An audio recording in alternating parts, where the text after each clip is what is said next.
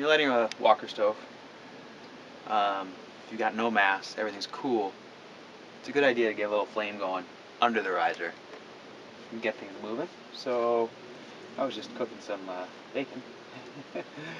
So I'm just going to use a little of this that I used to wipe down my cast iron pan and tuck it under the riser.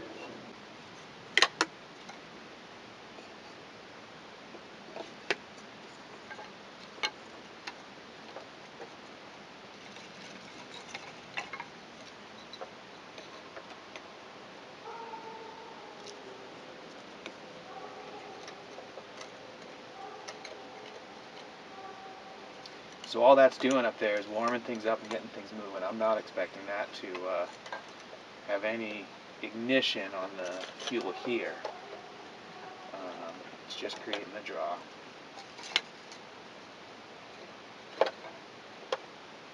So I'll block this off as best I can. I'm not doing the best job here, but I think it'll probably work. And then I'll try and create a little path through some of my finer fuel. And then, usually I just use a match or a piece of wood of some kind, but since this is all new and cold and I'm going to try and just get her going, it'd be great to have a little sustained flame. So I'm going to use a little bit of paper here and just get a flame going right behind those sticks. And I'll probably use a little more paper to keep it going, just long enough to ignite my kindling.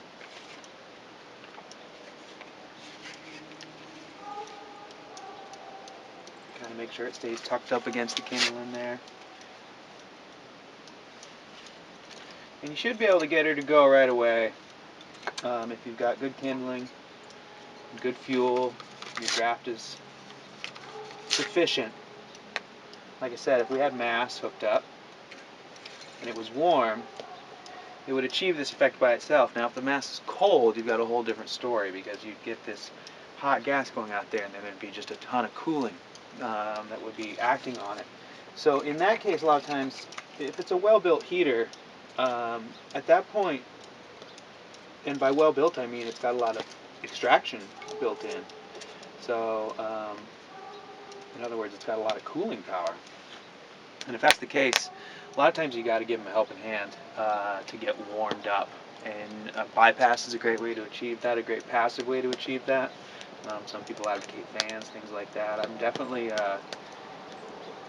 of the mind that a passive system is better because you can use it when the power's out, but I am not above using a fan if the house is getting smoky.